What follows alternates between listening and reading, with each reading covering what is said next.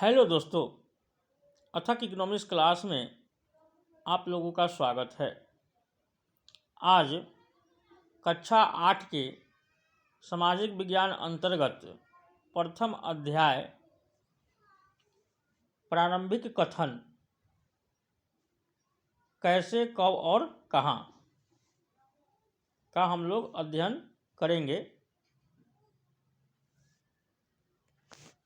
तारीखें कितनी महत्वपूर्ण होती है, इसके बारे में हम लोगों को समझना है। तारीखें कितने महत्वपूर्ण होती है, इसको ध्यान से देखिए।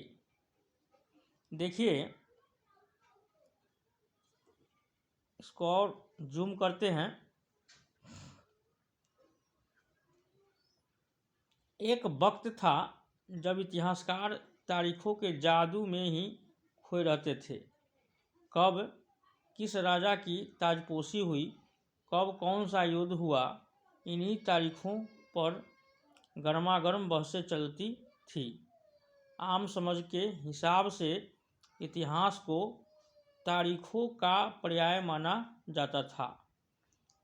आपने भी लोगों को यह कहते हुए सुना होगा, इतिहास तो बहुत उबाऊ है भाई, बस तारीखें रटते चले जाओ। क्या इतिहास के बारे में यह धारणा सही है? एक ऐसा भी बहुत प्राचीन काल में समय था कि इतिहास को एकदम उबाऊ सब्जेक्ट माना जाता था, क्योंकि तारीख का, समय का गणना करने सही से व्यक्ति को नहीं आता था और व्यक्ति जो है समय को याद करने में ही उलझ जाते थे। लेकिन अब ऐसा नहीं है। देखते हैं आगे। इसमें कोई शक नहीं कि इतिहास अलग अलग समय पर आने वाले बदलावों के बारे में ही होता है। इसका संबंध इस बात से है कि अतीत में चीज़ें किस तरह की थी और उनमें क्या बदलाव आए। जैसे ही हम अतीत और वर्तमान की तुलना करते हैं, हम समय का जिक्र करने लगते हैं। हम पहले और बाद में की बात करने लगते हैं। तो स्पष्ट है कि इतिहास क्या है। जो पहले बीती हुई घटना है उसी के बारे में बात करते हैं, और अब क्या वो घटना घटित हुआ, उसका क्या प्रभाव है, उस पर हम लोग अध्ययन करते हैं। यानी पहले क्या हुआ और अभी क्या है, उसी का अध्ययन को ही इतिहास कहते हैं। यानी पहले जो घटना घटित हुई उसी के अध्ययन को हम क्या कहते हैं? इतिहास कहते हैं। रोज़मर्रा की ज़िंदगी में हम अपने आसपास के चीज़ों पर हमेशा ऐतिहासिक सवाल नहीं उठाते। डेली की ज़िंदगी में जो है हम लोग आसपास के जितने भी ऐतिहासिक चीज़ें हैं उस पर सवाल नहीं उठाते हैं, क्योंकि अपना दैनिक जीवन में, अपने आर्थिक ज़िंदगी में अपना खोए हुए रहते हैं। उतना ध्यान व्यक्ति जो है से नहीं देता है। हम चीज़ों को स्वाभाविक मानकर चलते हैं, मानो जो कुछ हमें दिख रहा है वह हमेशा से ऐसा ही रहा हो। लेकिन हम सबके सामने कभी कभी अचंभे के क्षण आते हैं। कई बार हम उत्सुक हो जाते हैं और ऐसे सवाल पूछते हैं जो वाकई ऐतिहासिक होते हैं। यानी हुआ ऐसे समय बीत रहा है, एक ऐसा कोई घटनाक्रम आ जाता है जिससे कि हम लोग क्या हो जाते हैं, उसके बारे में समझने के लिए, उसके बारे में जानने के लिए, उसका पीछे का कहानी क्या है, उसका ऐतिहासिक कहानी क्या है, उसको जानने के लिए हम क्या हो जाते हैं, रोचक, उत्सुक हो जाते हैं। उसी बात को यहाँ कह रहा है। किसी व्यक्ति को सड़क किनारे चाय के घूंट भरते देखकर आप इस बात पर हैरान हो सकते हैं कि चाय या कॉफ़ी पीने का चलन शुरू कब से हुआ होगा। सीधी सी बात है, कोई चाय पीता है, ये होता है, तो आदमी को मन में ये एक प्रकार का प्रश्न कौंधने लगता है कि ये शुरुआत कब से हुआ था। रेलगाड़ी चली तो रेलगाड़ी की शुरुआत कब हुआ। यानी खिड़की से बाहर अगर झाँकते हुए आपके जहन में सवाल क्या है, उठ सकता है कि रेलवे का निर्माण कब हुआ, ये सारी बहुत सारी यानी आपको मन में प्रश्न उपजेगा से ये कब हुआ, ये कैसे हुआ, तो इसे इसका इतिहास जानने के बाद ही ना होगा। रेलगाड़ी के आने से पहले लोग दूर दूर की यात्रा किस तरह कर पाते थे, ये भी प्रश्न उठेगा कि जब रेलगाड़ी नहीं थी तो दूर दूर तक लोग कैसे जाते थे। सुबह सुबह अखबार पढ़ते हुए आप यह जानने के लिए उत्सुक हो सकते हैं कि जिस ज़माने में अखबार यानी न्यूज़पेपर नहीं छपते थे उस समय लोगों को चीज़ों की जानकारी कैसे मिलती थी। ये सारी चीज़ें जो है आपको जो पहले कैसे होता था, क्या होता था, सब क्या है जो पहले बीत चुका है उसी के बारे में जानकारी जो इकट्ठा करेंगे वो सब क्या कहलाएगा, इतिहास कहलाएगा। अब जो है गतिविधि में देखते हैं। चित्र 1 को ध्यान से देखें। यह चित्र किस प्रकार उपनिवेशवाद का बोध करता है। तो सबसे पहले तो ये उपनिवेशवाद है क्या, इसको समझ लीजिए। उपनिवेशवाद जो है, एक देश अगर दूसरे देश पे अपना शासन स्थापित करता है, अपना शासन स्थापित करता है और अपने तरह से वहाँ का प्रशासन को चलाता है, तो उसको कहते हैं, उसी मानसिकता को कहते हैं उपनिवेशवाद। उसी मानसिकता को क्या कहते हैं, उपनिवेशवाद। यानी किसी पर शासन करने की जो मानसिकता है और किसी को अपने कब्जा में कर लेना, उसको गुलाम बना लेना और अपने तरीके से उस देश को चलाना, इसी जो मानसिकता है इसी को कहते हैं उपनिवेशवाद। अब देखते हैं ये चित्र को देखिए। चित्र में आपको ध्यान से देखिए तो क्या मिलेगा। ये ब्लैक एंड वाइट चित्र है, फिर भी बहुत अच्छा है। ये जो है देखिए कितना है, बहुत अच्छा अच्छा चित्र, सिपाही है, दरवान है, ये सब का चित्र बनाया हुआ है। सब ऐतिहासिक चीज़ें हैं, ऐतिहासिक जगह है, ये सब का चित्र है। इसको देखिए। अब जो है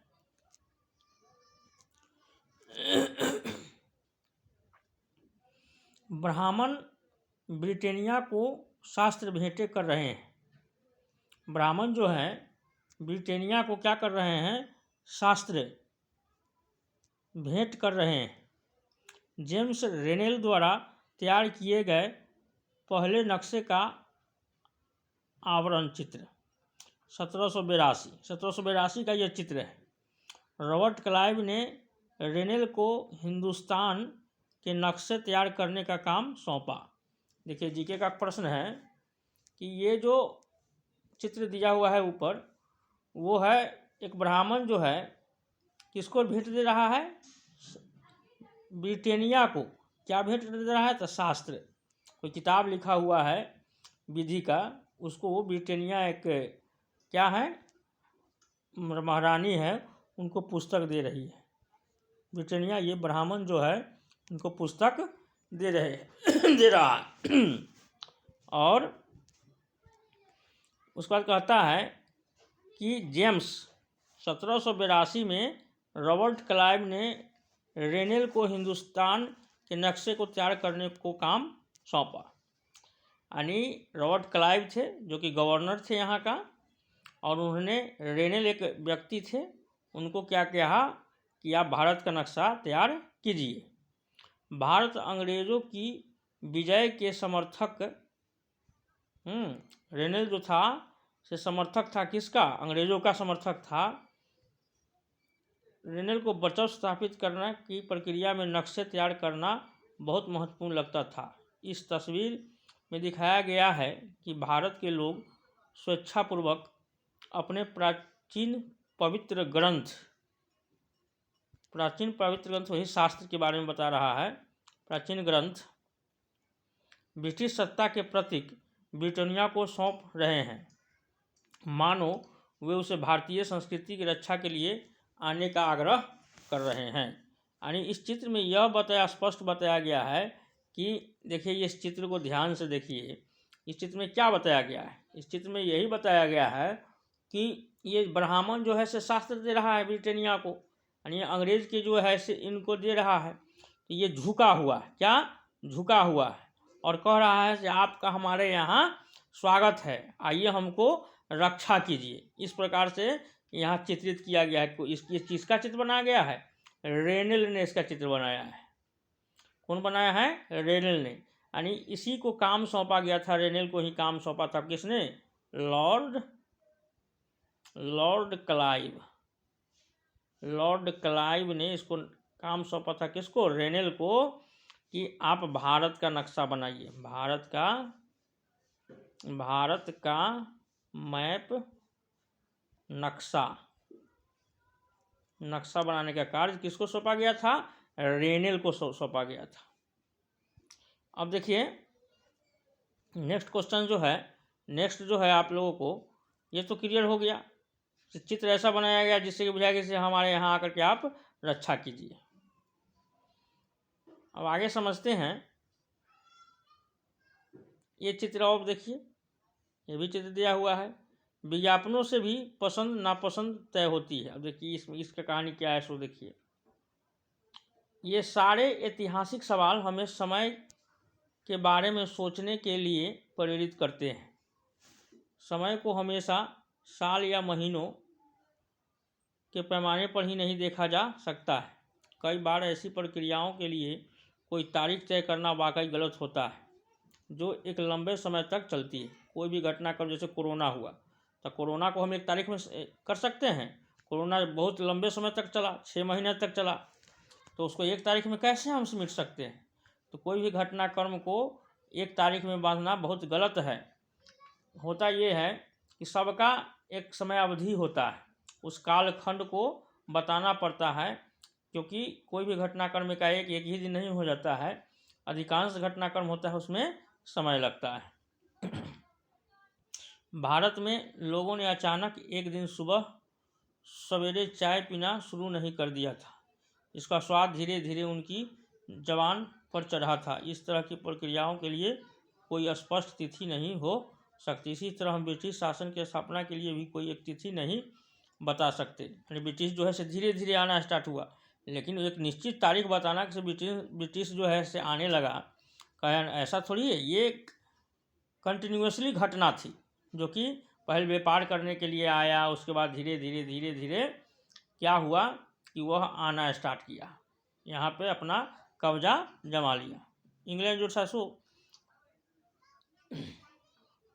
इसी तरह हम ब्रिटिश शासन के स्थापना के लिए कोई तारीख, एक तिथि नहीं बता सकते। राष्ट्रीय आंदोलन किस दिन शुरू हुआ? ध्यान से देखिए, राष्ट्रीय आंदोलन किस दिन शुरू हुआ, अर्थव्यवस्था या समाज में किस दिन बदलाव आए, यह बताना भी संभव नहीं है। यानी कोई निश्चित तारीख बताना संभव नहीं है। इसका एक मोटा मोटी जो एवरेज दिया जाता है, से वर्ष इतना में, तारीख इतना से इतना तक, यानी एक निश्चित जो है से एक ही तारीख ऐसा नहीं होता है। कोई भी घटनाक्रम में क्या होता है? समय लगता है। ये सारी चीज़ें एक लंबे समय में घटती है। ऐसे हम सिर्फ एक अवधि की ही बात कर सकते हैं, एक लगभग सही अवधि के बारे में बता सकते हैं। यानी कोई पीरियड होता है, कोई खास पीरियड में वो घटना घटता है, जब वे खास बदलाव दिखाई देने शुरू हुए होंगे। यानी जब शुरू होता है तो आदमी उसके बारे में नहीं जानता है कि ये व्यक्ति ये करने वाला है, लेकिन धीरे धीरे जो वो प्रभाव लाता है, उसका परिणाम देखने लगता है, तब उसके बारे में, जब से शुरू किया कहाँ तक किया, उसके अवधि के बारे में व्यक्ति यानी जानकारी जुटाता है और जानने लगता है, जब उसका प्रभाव मानव जिंदगी पर पड़ने लगता है। तो फिर लोग इतिहास को तारीखों से जोड़कर क्यों देखते हैं? इस जुड़ाव की एक वजह है, एक समय था जब युद्ध और बड़ी बड़ी घटनाओं के ब्यौरों को इतिहास माना जाता था। यह इतिहास राजा महाराजाओं और उनकी नीतियों के बारे में होता था। कुछ समय था जो सिर्फ लड़ाई झगड़ा को ही इतिहास कहा जाता था, लेकिन अब ऐसी बात नहीं है। अब हर चीज़ का इतिहास होता है, चाहे लड़ाई झगड़ा हो या शांति हो या किसी कालखंड की बात हो, तो उसमें उसका हर दृष्टिकोण से उसका अध्ययन किया जाता है, ऐतिहासिक दृष्टिकोण से उसका अध्ययन किया जाता है। इतिहासकार यह लिखते हैं कि कौन से साल राजा को ताज पहनाया गया, कौन सा साल उसका ताजपोशी हुआ, किस साल उसका विवाह हुआ, किस साल उसके घर में बच्चा पैदा हुए, कौन से साल कौन सी लड़ाई लड़ी, यानी वह जो राजा कोई भी है जिसका ऐतिहासिक घटनाक्रम का हम अध्ययन करते हैं, कब लड़ा, कब विवाह हुआ, कब उसका जन्म हुआ, इन सारी चीज़ों का वह घटनाक्रम के अंतर्गत, इतिहास के अंतर्गत अध्ययन किया जाता है। वह कब मरा, उसके बाद कब कौन सा शासक गद्दी पर बैठा, इस तरह की घटनाओं के लिए निश्चित तिथि बताई जा सकती है। इस तरह के इतिहासों में तिथियों का महत्व बना रहता है, जैसा कि पिछले 2 साल की इतिहास की किताबों में आपने देखा। अब इतिहासकार बहुत सारे मुद्दों और दूसरे सवालों के बारे में भी लिखते हैं, लड़ाई झगड़ा ताजपोशी ये सब के बारे में थोड़ी, उसके बाद आर्थिक दृष्टिकोण से भी क्या खाना खाता था उस समय व्यक्ति, क्या कपड़े पहनते थे, वगैरह वगैरह, सिंचाई कौन सी कृषि होती थी, किस कृषि की प्रमुखता, यानी सब ऐतिहासिक घटनाक्रम के अंतर्गत यानी अध्ययन अब वर्तमान में सब किए जाते हैं। धीरे धीरे इसमें इतिहास के वर्णन में भी प्रगति होने लगा। अब ध्यान दीजिए, किस तरह रोजी रोटी चलाते, अभी बताए हैं जस्ट, क्या पैदा करते हैं, क्या खाते हैं, शहर कैसे बने, बाजार किस तरह से फैले, किस तरह रियासतें बनी, नए विचार पनपने, संस्कृति और समाज किस तरह बदले। यानी जब समय बीतते गया तो धीरे धीरे इतिहास का अध्ययन में भी परिवर्तन होते गया और मान जिंदगी को प्रभावित करने वाले अनेक घटनाक्रम का ऐतिहासिक दृष्टिकोण से अध्ययन किया जाने लगा। अब है कौन सी तारीखें, इसको देखिए, कौन सी तारीखें में क्या कहता है। कौन सी तारीखें में कुछ तारीखों को महत्वपूर्ण मानने का पैमाना क्या होता है। कुछ तारीख है, अगर उसको महत्वपूर्ण क्यों मानते, महत्वपूर्ण इसलिए मानेंगे कहीं उस तारीख को एकदम इम्पोर्टेंट घटना घटी हो, उसी तारीख को जो क्षणिक घटना हो। हम जो तारीखें चुनते हैं, जिन तारीखों के इर्द गिर्द हम अतीत की कहानी बुनते हैं, वे अपने आप में महत्वपूर्ण नहीं होती है। वे इसलिए महत्वपूर्ण हो जाती है क्योंकि हम कुछ खास घटनाओं को महत्वपूर्ण मानकर चलने लगते हैं और अध्ययन का विषय बदल जाता है। अध्ययन का विषय, अगर हम नए मुद्दों पर ध्यान केंद्रित करें, ध्यान देने लगते हैं तो महत्वपूर्ण तारीखें भी बदल जाती है। अब ध्यान दीजिए, कोई भी झगड़ा होता है, अगर इतिहास में कोई भी युद्ध होता है तो युद्ध एकाएक थोड़ी होता है। उसी युद्ध से पहले युद्ध क्यों हुआ, उसका क्या कारण था, उसको अध्ययन करना पड़ता है। तो तारीख तो सिर्फ युद्ध के लिए है, लेकिन वह घटनाक्रम जो युद्ध है उसका जो शुरुआत है और पहले से है, उसका एक समय खंड होता है। इसी चीज़ को यहाँ पे बता रहा है। तो एक उदाहरण पर विचार कीजिए। उदाहरण दिया है, भारत में ब्रिटिश इतिहासकारों ने जो इतिहास लिखे उनमें हर एक गवर्नर जनरल का शासनकाल महत्वपूर्ण है। यानी इतिहासकार ने क्या किया कि भारत का क्या इतिहास लिखा, हर एक गवर्नर जनरल का कार्यकाल था, शासनकाल था। इतिहासकार जो था प्रथम गवर्नर जनरल, यानी प्रथम गवर्नर जनरल कौन था, वोरेन हेस्टिंग्स। याद रखिए, भारत का प्रथम गवर्नर जनरल वोरेन हेस्टिंग्स के शासनकाल से शुरू होते थे और आखिरी वायसराय लॉर्ड माउंटबेटन।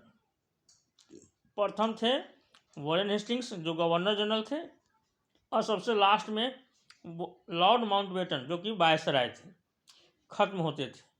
अलग अलग अध्यायों में हम दूसरे गवर्नर जनरलों Hastings, Wellesley, Bentinck, Dalhousie, Canning, Lawrence, Lytton, Ripon, Curzon, Hardinge, Irwin के बारे में भी पढ़ते हैं। यानी सब गवर्नर जनरल हुआ, ये सब क्या हुए, भारत के गवर्नर जनरल हुए। सब इंग्लैंड के अंग्रेज थे, अंग्रेज ने ही हम लोगों पर शासन किया था। इस सब का भी क्या करते हैं, इतिहास के अंतर्गत अध्ययन करते हैं।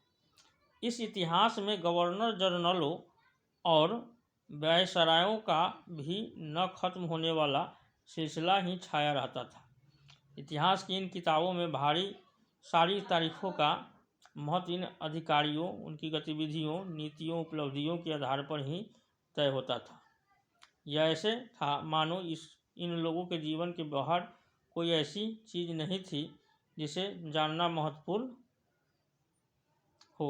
इन लोगों के जीवन का कर्म ब्रिटिश भारत के इतिहास में अलग अलग अध्यायों का विषय बन जाता है। अरे कोई भी व्यक्ति है तो उसका सिर्फ प्रशासनिक इतिहास थोड़ी होता है, उसका अपना निजी जीवन का इतिहास है, उसका किस में रुचि था, वह कहाँ किस किस खेल को पसंद करता था, किस विषय पर उसका ज़्यादा ध्यान रहता था, ये सब के बारे में उसका ऐतिहासिक अध्ययन होना चाहिए। लेकिन इतिहासकार जो क्या था, उन्हें जो भारत में वायसराय ने जिसका कार्यकाल था उसके कार्यकाल को बताया, उनके कुछ महत्वपूर्ण कार्य को बता करके क्या किया, उनका ऐतिहासिक घटनाक्रम को खत्म कर दिया। लेकिन ये भी तो महत्वपूर्ण नहीं है, इसके लिए और सारी चीज़ें हैं। क्या हम इसी दौर के इतिहास को अलग ढंग से नहीं लिख सकते? प्रश्न उठता है कि जो इतिहास है उसको हम अलग ढंग से लिख सकते हैं, उसके अलग अलग पहलुओं पर ये लिख सकते हैं। गवर्नर जनरलों के इतिहास के चौखटे में हम भारतीय समाज के विभिन्न समूहों वर्गों की गतिविधियों पर किस तरह ध्यान दे सकते हैं? प्रश्न किया है। देखिए, जब हम इतिहास या कोई कहानी लिखते हैं तो उसे टुकड़ों या अध्यायों में बांट देते हैं। ठीक है, उसे अध्याय में बांट ही दिया जाता है। इतिहास को कोई भी किताब है उसको अध्याय में बांटते हैं। हम ऐसा क्यों करते हैं? ऐसा इसलिए किया जाता है ताकि हर अध्याय में कुछ सामंजस्य रहे। इसका मकसद कहानी को इस तरह सामने लाना होता है कि उसे आसानी से समझा जा सके। अध्याय में बांटने का मतलब ये होता है कि कोई भी चीज़ को अगर हम प्रस्तुत कर रहे हैं तो उसको आसानी से कोई व्यक्ति अगर पढ़े तो उसको समझ सके। इसीलिए क्या होता है, कोई भी ऐतिहासिक घटनाक्रम को अध्याय वाई यानी सेशन चैप्टर वाई उसको बांट दिया जाता है। इस प्रक्रिया में हम सिर्फ उन घटनाओं पर जोर देते हैं जो कहानी को पेश करने में मददगार है, यानी जो कहानी जो इतिहास है उसको प्रस्तुत करने में जो मदद करता है उस आधार पर क्या करते हैं, इसको हम उस आधार पर करते हैं, इसको हम बांट देते हैं अध्याय वाई या शासन जो टाइम का जो है समयावधि है उसके अनुसार इसको हम कालखंड के अनुसार इसको बांट देते हैं। इतिहास गवर्नर जनरलों के जीवन के इर्द गिर्द चलता है, उसमें भारतीयों की गतिविधियों की मायने नहीं रखती है। ठीक है, गवर्नर जो बड़ा आदमी होते हैं, जो शासक होते हैं, उनके अनुसार ही इतिहास चलता रहा। आम जनजीवन की क्या गरीबी है, किसको क्या कमी है, कहाँ किस चीज़ की समस्या, उसके बारे पर इतिहासकार जो है से कोई ध्यान नहीं दिया। उनके लिए वहाँ कोई जगह नहीं होती है। तो फिर क्या किया जाए? जाहिर है हमें अपने इतिहास का एक अलग खाका बनाना पड़ेगा। इसका मतलब है कि अब तक जिन तिथियों को महत्व दिया जा रहा था वह महत्वपूर्ण नहीं रहेगी। वो तो इतिहासकार जो थे राजा के चट्टे बट्टे थे, तो राजा जो चाहते थे उस अनुसार से वो लिखते थे। लेकिन जो वास्तविक रूप क्या था समाज में, गांव में, मानव के बीच में क्या स्थिति था भारतीय के बीच में, उसका अध्ययन ऐतिहासिक रूप से होना बहुत ज़रूरी है। तो वह तिथि का कोई महत्व नहीं रह जाता है, एक बस समझने के लिए, जानने के लिए वह तिथि का महत्व है। नेक्स्ट है, हम अवधियाँ कैसे तय करते हैं? अब प्रश्न उठता है, हम अवधियाँ कैसे तय करते हैं? 1817 में स्कॉटलैंड के अर्थशास्त्री और राजनीतिक दार्शनिक जेम्स मिल ने 3 विशाल खंडों में a history of British India, British Bharat का इतिहास, देखिए ये है अंग्रेजी है, ये हिस्ट्री ऑफ ब्रिटिश इंडिया, ये आपको हिंदी ब्रिटिश भारत का इतिहास नामक एक किताब लिखी। इस किताब में उन्होंने भारत के इतिहास को हिंदू, मुस्लिम और ब्रिटिश इन 3 कालखंडों में बांटा। देखिए 3 खंड, यानी अध्ययन के लिए क्या किया, 3 खंड में बांट दिया, एक हिंदू के लिए, एक मुस्लिम के लिए, एक ब्रिटिश के लिए। किसने किया? जेम्स मिल ने। ध्यान दीजिए, जेम्स मिल। कालखंडों के इस निर्धारण को ज़्यादातर लोग ने मान भी लिया। क्या आपको भारतीय इतिहास को समझने के इस तरीके में कोई समस्या दिखाई देती है? अब देखिए, अगर ये कालखंड में बांटते हैं तो कोई समस्या है? तो समस्या तो बहुत है। देखिए इसमें पहले ही आपको विरोधाभास हो गया कि मुस्लिम है, ब्रिटिश है, आपको हिंदू है, तो सबको वह जो ब्रिटिश अधिकारी जिन्होंने लिखा वह सबको अपने फेवर में लिखा होगा, अपने हित के अनुसार देख करके वो इतिहास लिखा होगा। इतिहास को हम अलग अलग कालखंडों में बांटने की कोशिश क्यों करते हैं? इसकी एक वजह है, हम एक दौर की खासियतों, उसके केंद्रीय तत्वों को पकड़ने की कोशिश करते हैं। इसलिए ऐसे शब्द महत्वपूर्ण हो जाते हैं जिनके सहारे हम समय को बांटते हैं। ये शब्द अतीत के बारे में हमारे विचारों को दर्शाते हैं। वे हमें बताते हैं कि एक अवधि से दूसरी अवधि के बीच आए बदलाव को क्या महत्व होता है। समय इसीलिए जाना जाता है, समय है तब तो हम जानते हैं कि कल यानी बीता हुआ कल या 2 साल पहले। ये समय के अनुसार ही क्या करते हैं, जो बीत गया उसको भी जानते हैं, जो आने वाला है 2 साल बाद या आने वाला कल परसों जो होगा उसको क्या समय से ही हम लोग क्या करते हैं, इंडिकेट करते हैं। तो समय एक महत्वपूर्ण ये हो जाता है इतिहास को समझने के लिए। अब देखिए ध्यान से, मिल को लगता, जेम्स मिल की चर्चा है, आदमी है, इतिहासकार जो था, मिल को लगता था कि सारे एशियाई समाज सभ्यता के मामले में यूरोप से पीछे है। मिल जो अंग्रेज था वो कहता था एशिया में जितने भी आदमी हैं वह अंग्रेज से यानी इंग्लैंड से बहुत पीछे है, इसका विकास इनको साफ ज्ञान नहीं है, ये सब जानवर है। इतिहास की उनकी समझदारी ये थी कि भारत में अंग्रेज़ों के आने से पहले यहाँ हिंदू और मुसलमान तानाशाहों का ही राज चलता था, उसका विश्वास था। जेम्स ऐसा व्यक्ति था, जेम्स मिल, तो उसको ये अपना अंदर से ये अनुभव था कि मुसलमान और हिंदू जो है से तानाशाही अपना चला रहे हैं और दूसरों पे अपना ज़बरदस्ती कर रहे हैं। यहाँ चारों ओर केवल धार्मिक बैर, जातिगत बंधन और अंधविश्वास के ही बोलबाला था, ये जेम्स मिल के अनुसार। जेम्स मिल देखिए, ये चित्र दिया हुआ है, ये कौन था इसका देखिए चित्र, वॉरेन हेस्टिंग्स, अपने भारत का प्रथम गवर्नर जनरल वॉरेन हेस्टिंग्स। ये जो है आपको वॉरेन हेस्टिंग्स है भारत का प्रथम गवर्नर जनरल। कब बना था ये? वॉरेन हेस्टिंग्स 1773, प्रथम गवर्नर जनरल 1773। इतिहासकार की किताबों में गवर्नर जनरलों के कारनामों, जीवनियों में इनकी गौरव गाथाओं और तस्वीरों में उनके भव्य व्यक्तित्व को उभारा जाता है। वो जो था जेम्स मिल जो था, क्या किया, इनके व्यक्तित्व को देखिए चित्र के द्वारा कितना शानदार चित्र इनका बनाया है, राजा की तरह। ये चित्र कितना सुंदर चित्र बनाया, ये है आपको वॉरेन हेस्टिंग्स का चित्र है। ये चित्र बनाया है आपको जेम्स मिल, जो इतिहासकार थे इंग्लैंड के वो। अब गतिविधि में क्या कहता है, अपनी माँ या परिवार के किसी अन्य सदस्य से बात करके उनके जीवन के बारे में पता लगाइए। कोई भी आदमी का इतिहास होता है। अब उनके जीवन को अलग अलग कालखंडों में बांटें और प्रत्येक अवधि की महत्वपूर्ण घटनाओं की सूची बनाएं। स्पष्ट करें कि आपने कालखंड को किस तरह तय किया है। अपने माता पिता, अपने माँ से क्या कीजिए, उनके ज़िंदगी के बारे में, कब जन्म हुआ, कब उनका शादी हुआ, कैसे क्या हो, उनके बारे में पूछिए। और तब आप उस कहानी को एक सुविधा के अनुसार बनाइए, जो किस तरह से आपने क्या किया, उनकी कहानी को सजोया, यानी अपने समझने के लिए उसको प्रस्तुत किया। उसके बाद है